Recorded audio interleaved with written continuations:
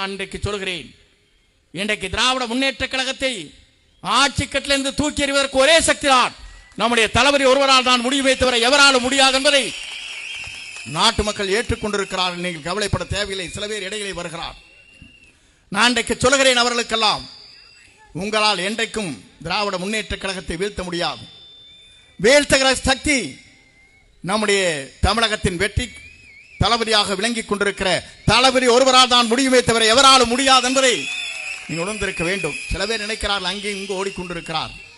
அந்த ஓடுகிற நண்பர்களுக்கு சொல்லுகிறேன், வீழ்த்தும் சக்தி இங்கே தான் இருக்கிறது, மறந்து விடாதீர்கள்.